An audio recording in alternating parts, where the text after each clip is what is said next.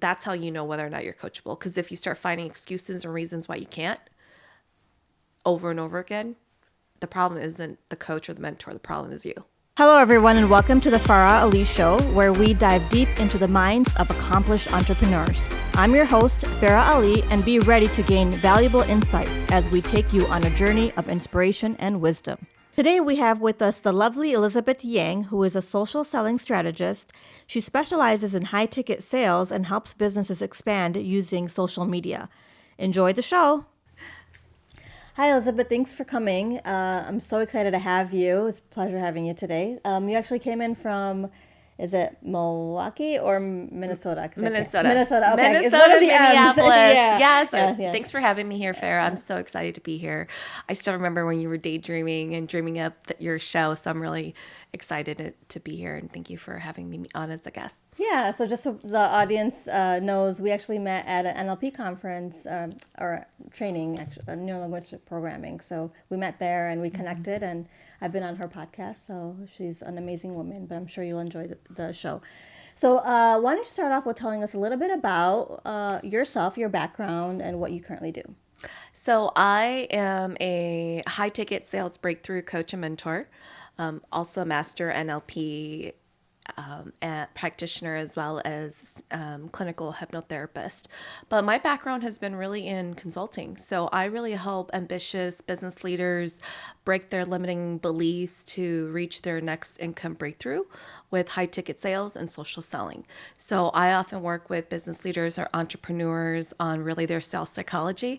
I like to say that when it comes to sales, it's really 80% psychology and 20% strategy. And the strategy that I focus on is helping business leaders understand the difference with social media, how we use it for marketing versus sales, because there is a difference. And when we're selling high ticket, we have to understand that there's a different way that we need to show up on social media. And believe it or not, people have a lot of limiting beliefs and mindset blocks with social media when it comes to sales. So when you say high ticket sales, can you elaborate on what that means? Because I feel like that means different things to different people. I think those in the coaching and consulting space, we think of high ticket as like maybe your most expensive offer, your most expensive high-end package. For coaches and consultants, it can be your 12-month mentorship program. For an esthetician, it can be your most expensive package. For real estate, it can be the luxury side of the residential market. So in every industry, it's going to be, your high ticket is going to be maybe the higher end or the more expensive end of the spectrum that you personally want to be the number one leader and expert known in, and you want to be known for that. So let's just say somebody applies to work with you. Do you accept just anyone, or is there actually a vetting process? I have an application process that I actually vet. I often work with people who've already been in business for a minimum of at least 2 years.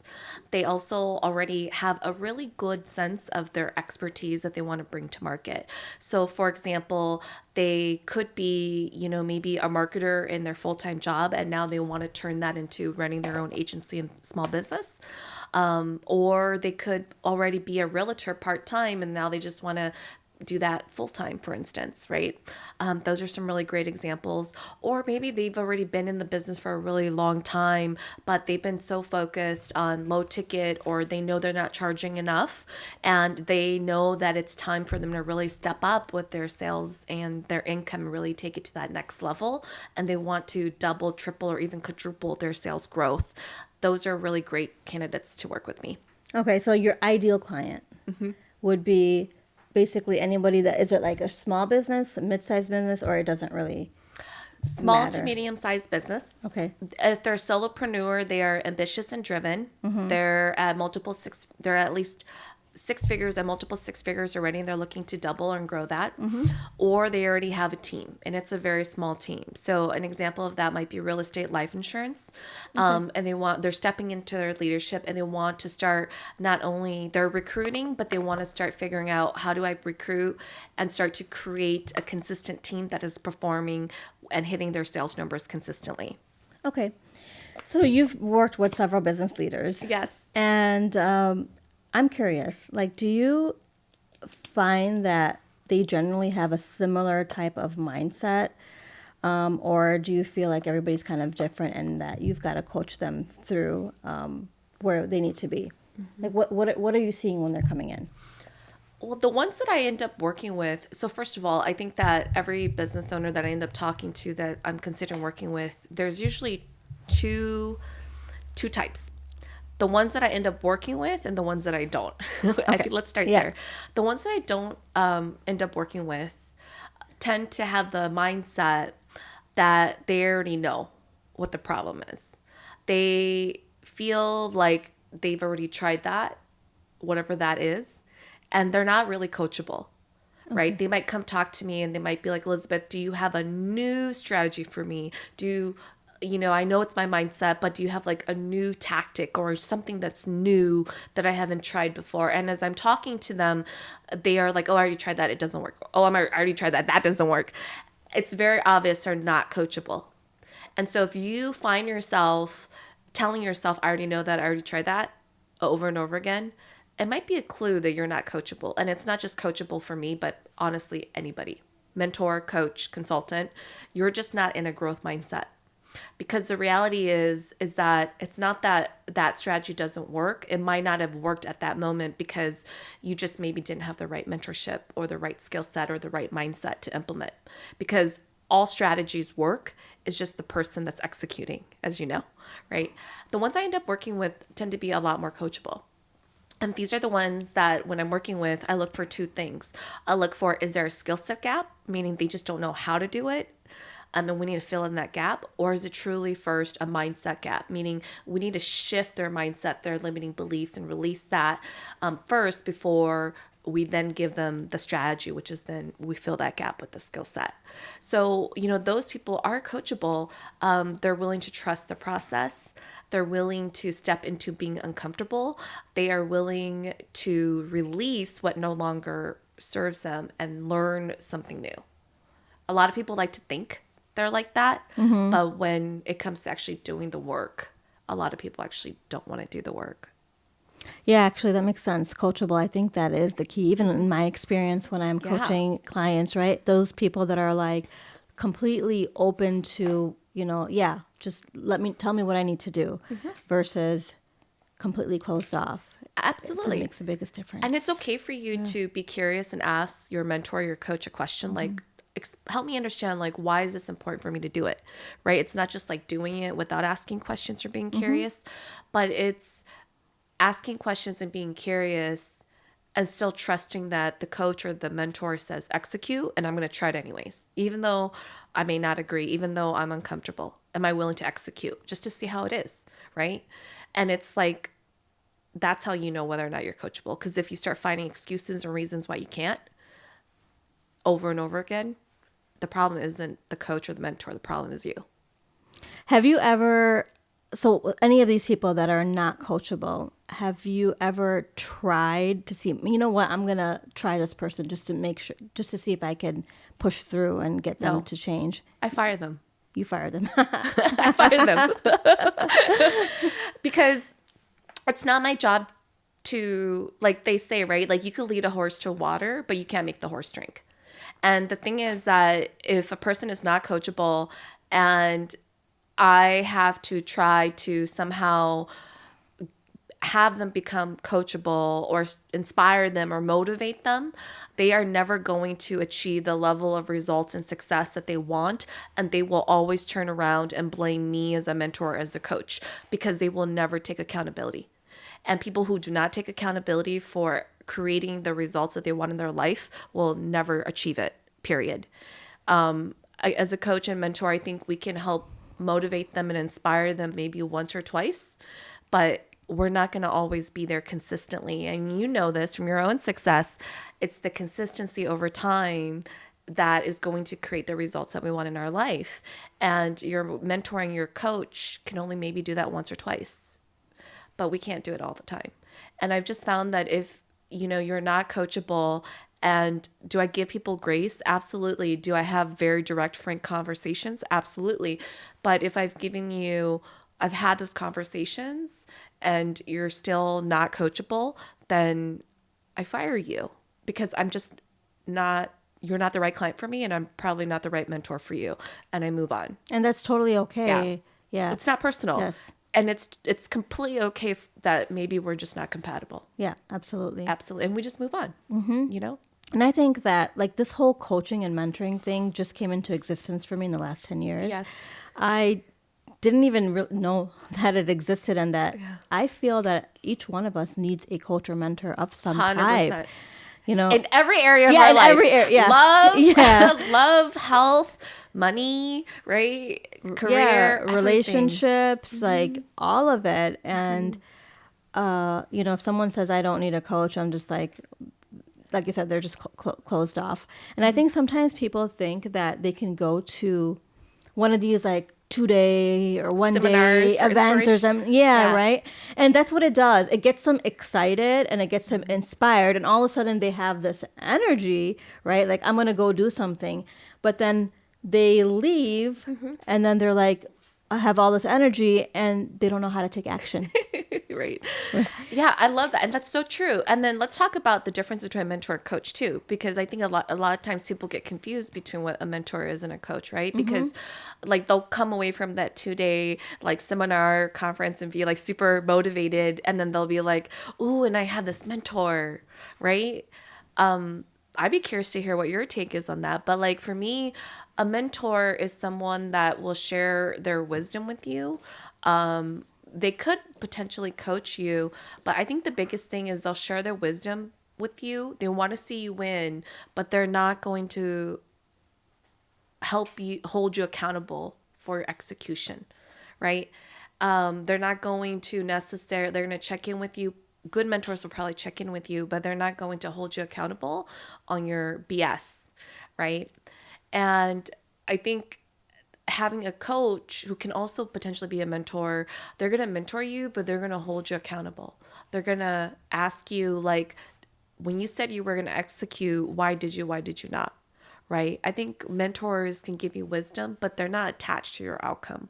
They're not going to hold you accountable to it. That's a good point. I never really separated the two, but now that you're actually saying that, like, it totally makes sense. To me, I guess, while you were talking, I was thinking, okay, mentor is somebody that might mentor me in a specific field, like they're in like a subject matter expert in some area, you know, whether it's investments or advice. Like they've done it there, they've been through it, so they're coaching me through that exact thing. Whereas a coach may not have the technical expertise and knowledge to the area that you want growth in, but they can totally keep you accountable and give you some strategy, some strategies to get there. Yeah, they can wear them interchangeably, but I think it's important for people to realize that they are totally different skill sets too. No, that's a really good point. Yeah. So I want to talk a little bit about money and mindset. Ooh, yes. Because there's always this whole stigma about making too much money or having money or whatever it is. And, everything that I've, read and followed has, I guess the mindset comes from who you were around when you were a child growing up, right? So tell me what your thoughts are on that. And what was it for you, like, growing up? What was the mindset around money? Well, I think it's important to know that I think, so first of all, right, I think female entrepreneurs, we tend to price our services about 30% less than our male counterparts, okay? That's just females in general. And then when you look at people of color or minority, overall, we price our services less than just mainstream or Caucasian mainstream. Okay, so I'm speaking from that lens, right? Sure. So when you ask about like money, what it really comes down to is really your family thermostat, your family financial thermostat. So you as a child, when you grew up, and I'm first generation, my parents are immigrants, so first generation in the U.S., first generation to go to college, first generation to get a 6-figure salary, like first generation everything, right? Yeah. So my family thermostat, when it came to money, was very scarce and it was set pretty low, right? Every single one of us, when it comes to money and mindset, we have a lower limit and an upper limit.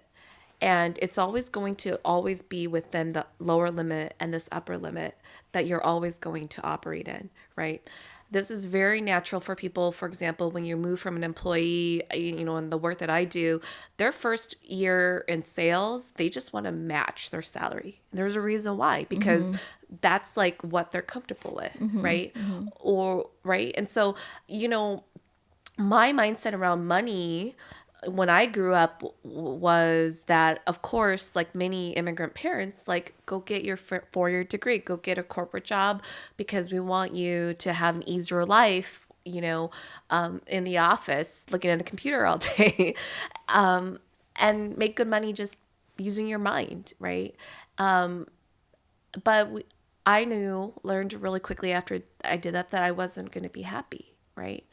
And what my mom taught me about money is that even though she did not, have a college degree, she was always a hustler. She always found ways to make money. So she taught me like how to create money all the time.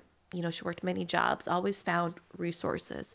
So what she taught me is that there's always money to be made, right? So she taught me creation of money. But what my mom never taught me was how to keep and protect money, right? Which is investments, which is how do you multiply, which is really more towards the path of wealth building. And I didn't have that as a kid, right? So those are things that I had to learn in my generation and pass on to my kids, right? Which is now the new family thermostat that I'm trying to pass on to my kids.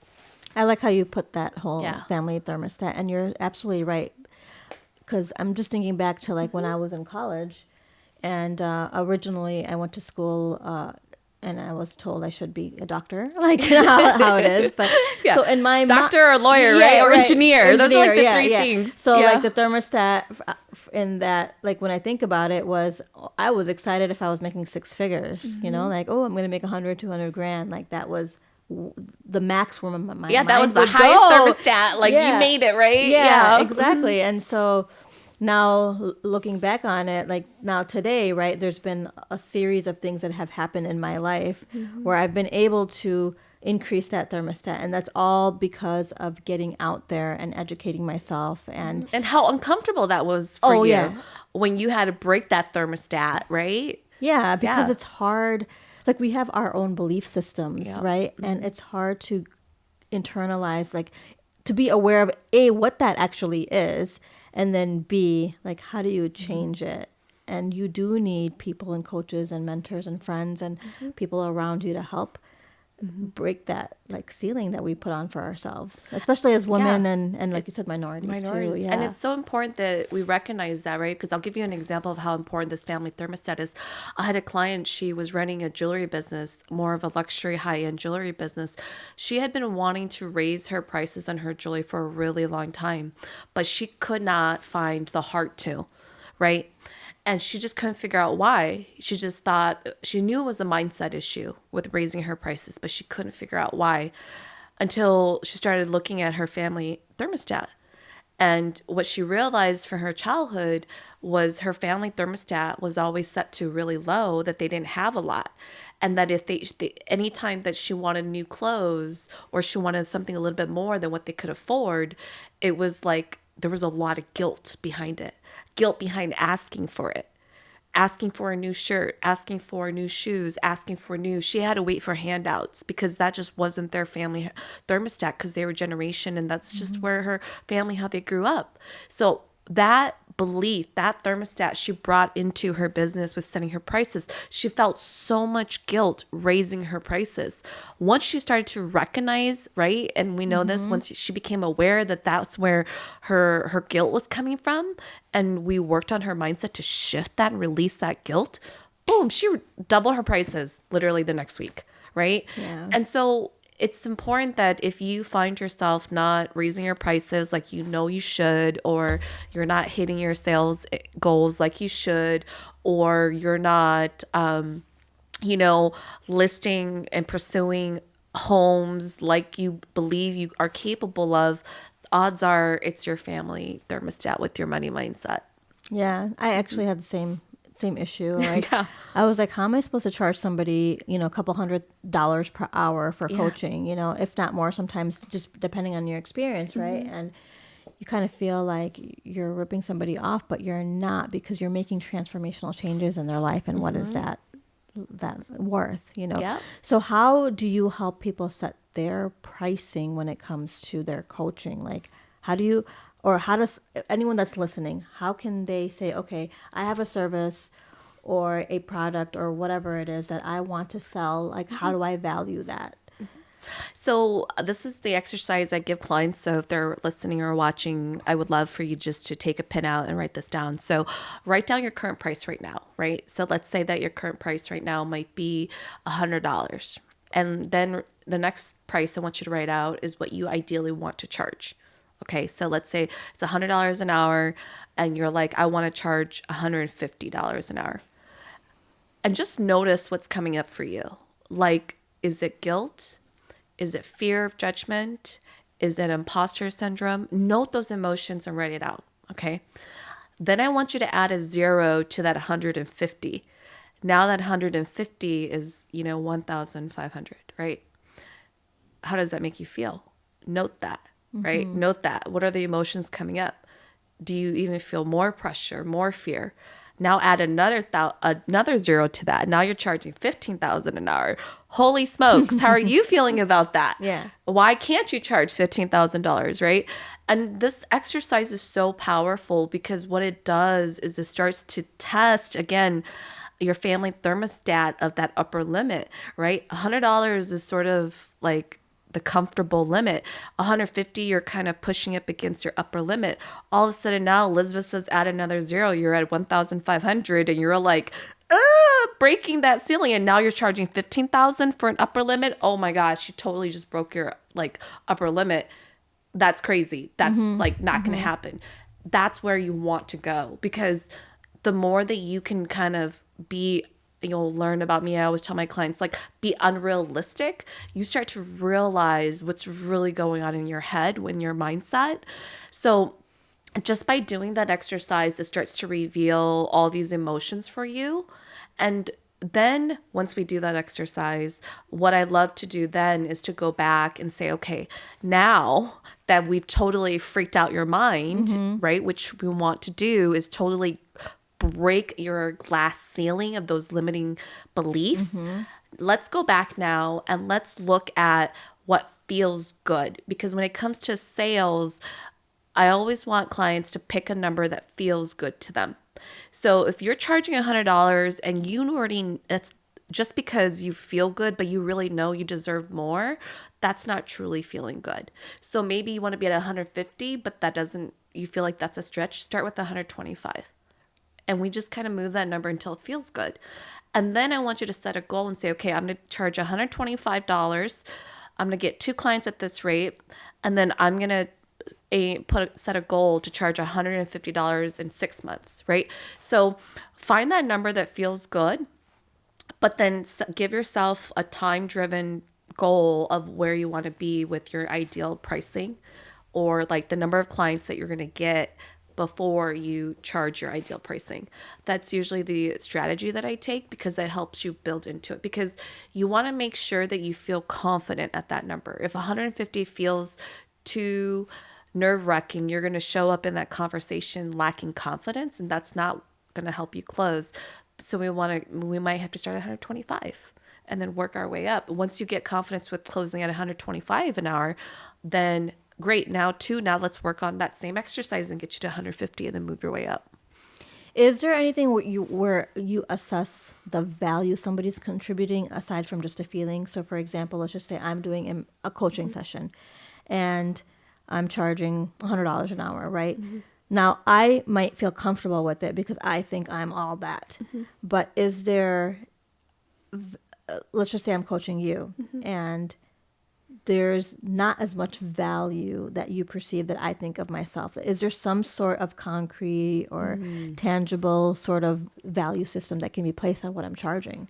I call that the emotional currency, which is in the eye of the beholder. So it's the perception of who your client is. So the emotional currency is actually up to your clients to assign the value to. So what do I mean by that? Let's talk about time, right?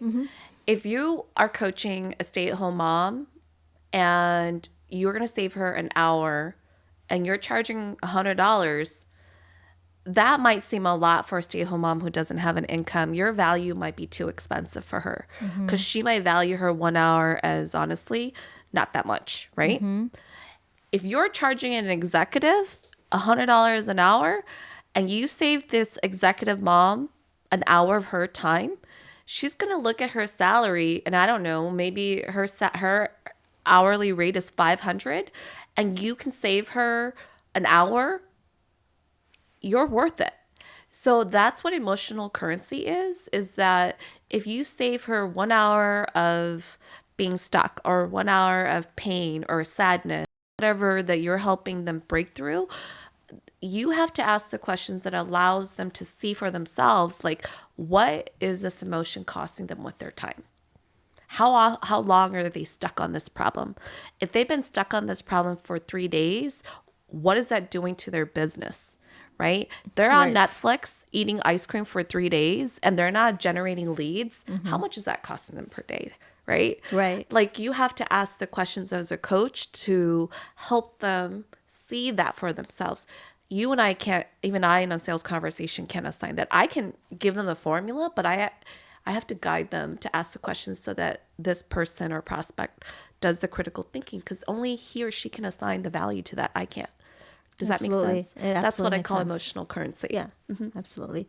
So I know there's people out there and, you encounter them on a day-to-day basis, but they think that they may be like successful, successful people out there that are making great money and they think that they have an abundance mindset. But behaviors say otherwise, and so for an example that I want to share is maybe somebody who, let's just say they lose a ton of money. Maybe they did an investment deal and they lost everything, right? They lost everything on that deal. What is their behavior? Like, do they get, is it erratic? Are they all upset? Is it angry? And to me, that says otherwise, that they don't have an abundance mindset. Because to me, if I'm losing money on a deal, I'm going to be like, oh, you know what? I'm just going to make it up on the next one because I know that there's so much out there. Rather than just, like stuck in anger for days and days and days, right? So like maybe talk a little bit about like some of the behaviors that people may have and how can people evaluate their own behaviors or feelings? Well, I love that. That's such a great question because I think that, abundance, an abundant mindset or like be positive, people think that we constantly need to be in these like positive emotions. And I don't think that's true. I think if we are in an abundant mindset and we lost a deal and we're angry or pissed off, I think that's okay. I think it's okay for us to sit in that and we should sit in that and not try to like be positive because everyone's different, right? I think where it gets dangerous is when you're sitting in it too long, right? Yeah. And everyone is different. And so it's just like process it, whatever that is for you, the anger, the disappointment, process it.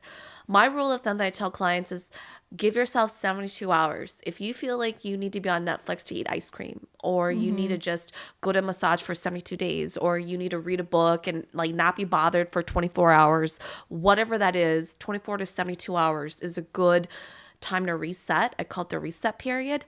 Give that to yourself, right? Sleep it out, whatever it is. And then come back, right? And if you find that you don't want to come back or you can't come back after 72 hours, then that's a really good time to reach out for help, whether it's your coach or your network, right? And I think abundance isn't just about, I call that the bounce back, but abundance, I think, is also not just saying, oh, that deal doesn't bother me, but it's also sitting in the emotions and the reflection of what did this deal teach me? Absolutely. Right? What were the lessons? Was I too impulsive? Was I too, was I too optimistic? What clues did I, miss? Did I misread this person? Or like, I think it's kind of like just that reflection that is also part of the abundance that comes with it, right? I think that's really important. It's not just the anger or like being dismissive. I think abundance, though, and this is just where I think is really important, is that you can be pissed off and be angry, but you're taking full responsibility that it's your decision. And I think that's key. Yes. It's taking full And responsibility. then you're not blaming anyone. Yes. I think that is really the key, is like, yes, be angry, be pissed off, but make sure that you're taking, I call that extreme responsibility, and you're not blaming anyone, even if that person was shady in business or unethical or totally was wrong, right? And just trust in abundance and karma that it'll come back around, which we know it does. Yeah, absolutely. So let me bring up another scenario to you. So let's just say somebody is pretty successful and people around them are also becoming successful, right? And let's just say that, let's just say it's me. I'm just giving as an example. Like, you're becoming successful. You and I are friends or whatever, and you're just doing really well. I, as a person, am very happy for you. But there are people out there who aren't happy for you. Ooh, this is such a good question, Farah. I know where you're going with this. I love it. So such a great conversation. So jealousy or envy or whatever they're feeling, right? What does that mean? Does that mean that they have some sort of limited decision or something issue with mindset and money and an issue with abundance? Like, explain that a little further. I am so glad you brought up that question, because I think women don't handle that very well. I think men generally handle this better than women do, I just have to say. With that being said, I think that it's important to acknowledge that we have jealousy or envy. What I love about these emotions is that it reveals to you two things. One, that there's a part of you that you see in this other woman that is activated inside of you. That means that this woman has a quality that you see, a potential that you see in yourself. And you need to reframe that as, wow, I'm triggered, I'm jealous and envious because she has that quality that I see in myself, that she's activated, but I haven't. Right? That's a really good point. Right? Yes. And then the second, and that jealousy and that envy is a trigger that says, check me. I need to do something here, right? And this is where extreme responsibility comes in. Because I've had moments of envy and jealousy where I've had women, I'm happy for her, but then I feel myself jealous and envious. And then I'm like, where's that coming from? And I'm like, you know why? Because I'm so happy for her, but her success is what I want for myself. Yeah. Right? And she has qualities that I have. She has the potential that I have in myself.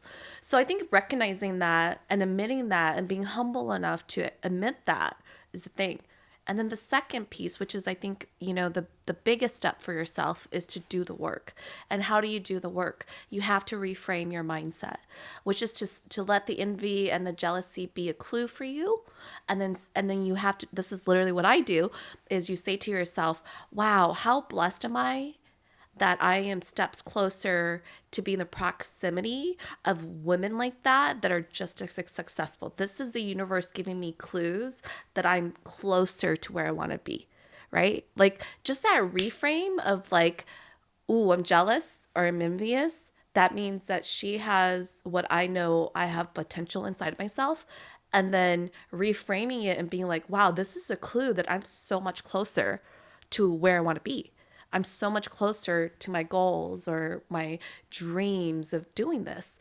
Like, I'm surrounded by women who are doing this when maybe a year ago I wasn't even here. Right. And so that reframe, I think, is also an abundant mindset. Does Absolutely. that make sense? Absolutely. Yeah. It's perfectly said. And the thing is that if you have a desire to do something, if you have a desire to be successful, and all of a sudden you have women who are successful around you, isn't that, like you said, a clue to the universe? Like, hey, I want some more of that. Yes. Like, the universe is bringing that to you so that you can, absorb some of that for yourself. And this is true for men and women, right? Yeah, absolutely. Like, when we look at, like, you are your average 5, when, men get jealous too and envious too. Absolutely. But they tend to do a better job of truly, in a friendly competition, just congratulating them and then being like using that as motivation to push themselves. They don't get catty, whereas women can get catty from the jealousy and then gossip happens.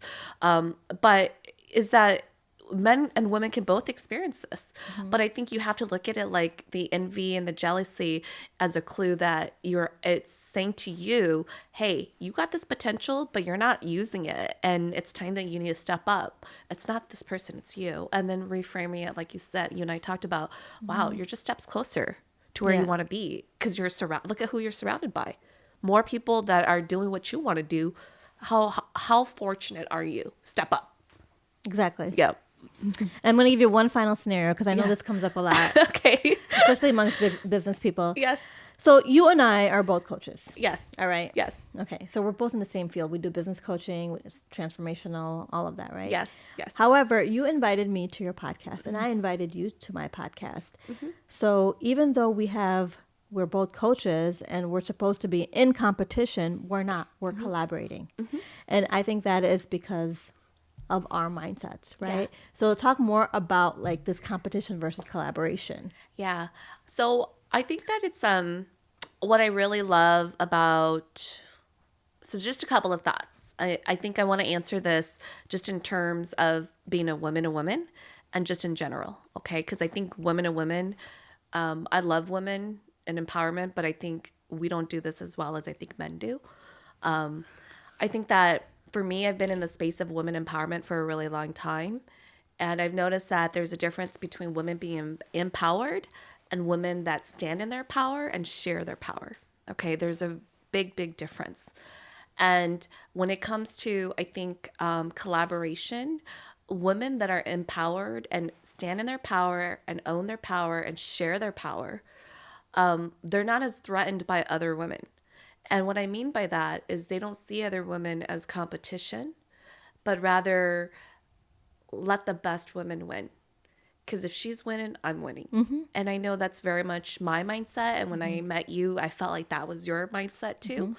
Because the limited opportunities isn't competition between you and I. The limited opportunities have been created by external sources outside of us.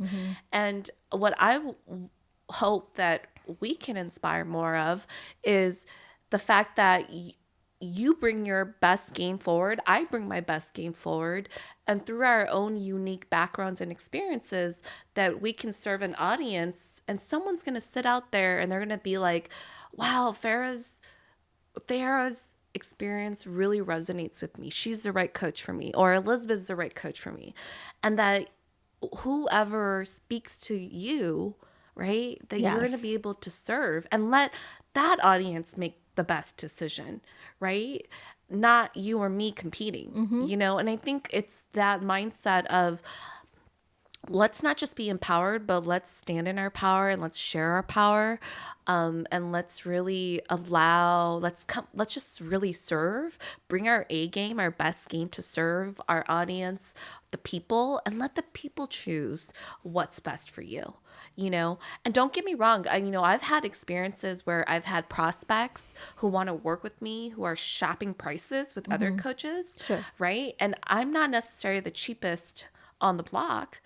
And, I've said to these individuals, look, if you want to price comparison shop, that's on you. But I know the value I bring. That's not where I want to play, Right. And that's okay. But if that's where you want to play, then please, by all means, hire what you feel works for you in your budget, right?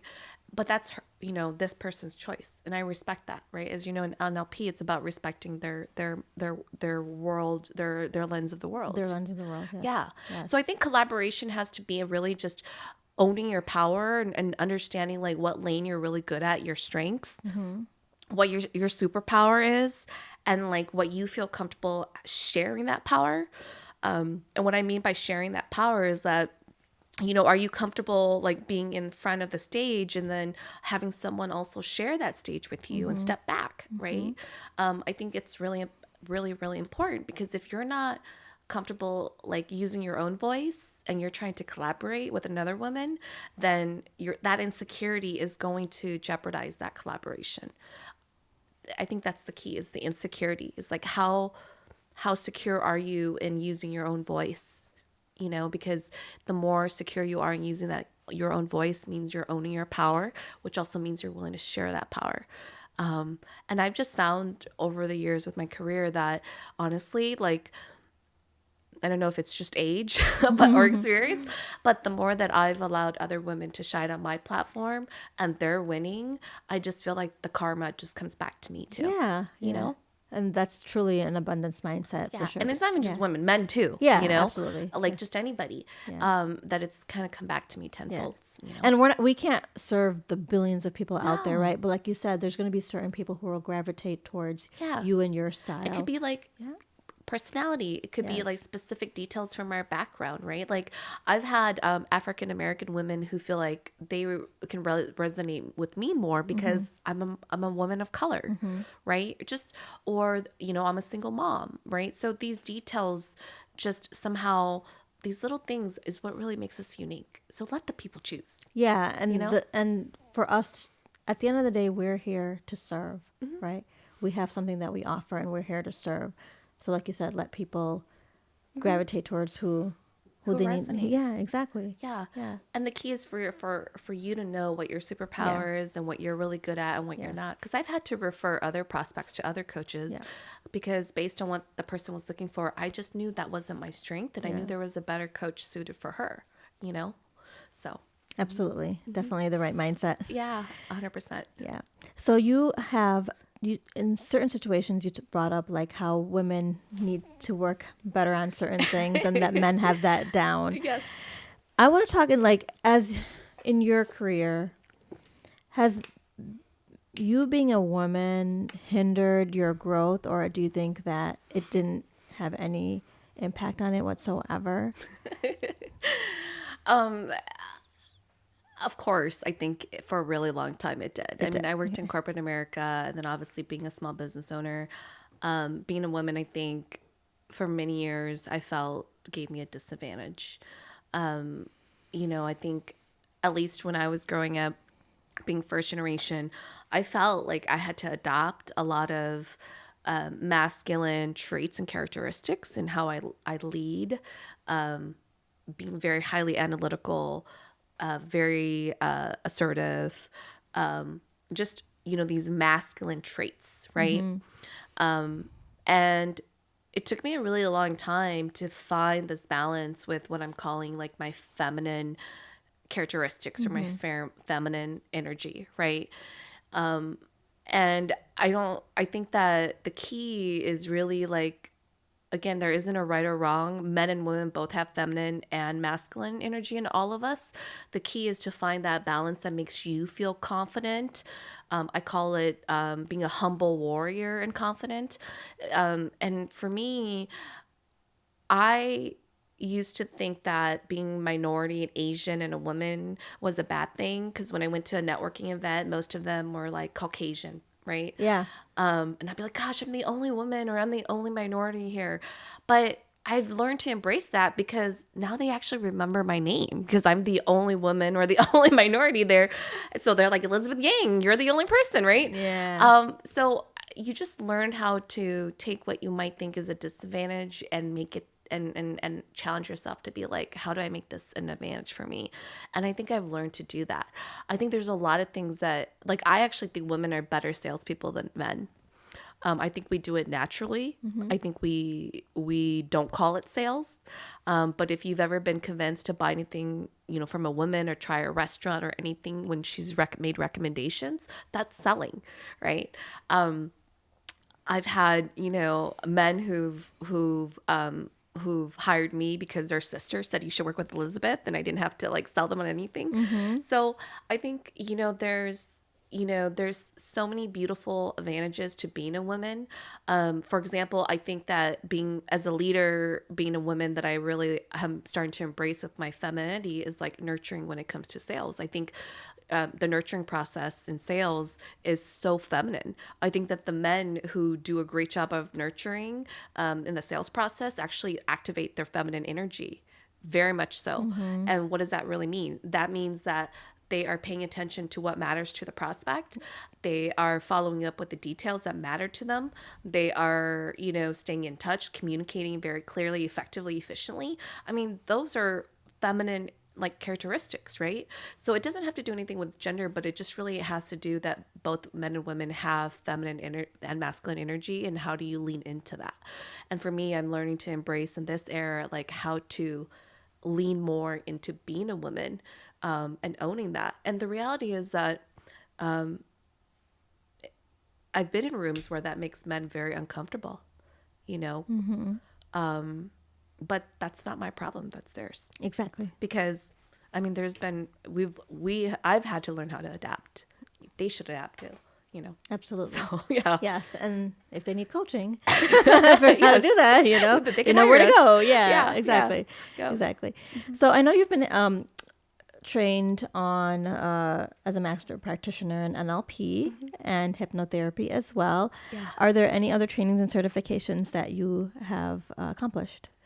So much, I think to be a coach, like any expert, right? You, over the years, get training and credentials. I've been trained in high performance, clinical meditation, somatic breath work. Okay. So I think all of these things, even like Six Sigma as a consultant, all of these things I think is what makes me, who I am and unique as a coach, consultant, strategist, mentor.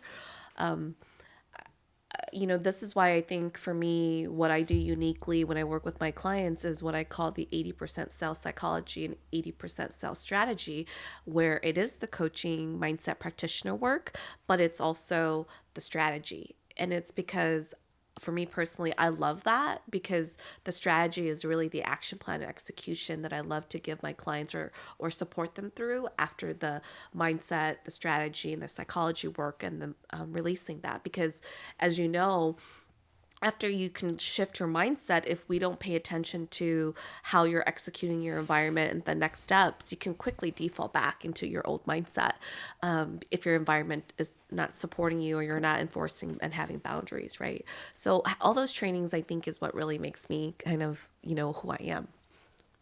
Absolutely. That I think that is very unique in there are coaches and things out there, and they're generally just taking like a life or, a business certification, but you have all these other techniques and things that you can use to help a client succeed. And I think that's really important when you're hiring a coach, for sure. 100%. Yeah. Is there anything else that you would like the audience to know about Elizabeth Yang that I haven't covered? Yeah. I think if anyone's working through these exercises, what you and I have talked about, and they're feeling a little stuck or would love some clarification, whether it's like, hey, I feel like maybe I might have a mindset gap or a skill set gap, like just reach out to me. I do a free clarity session, and it's really just meant to really help you understand, like, is it really that you're struggling with a strategy with your sales, or is it truly a mindset gap that you're struggling with your sales and who you are?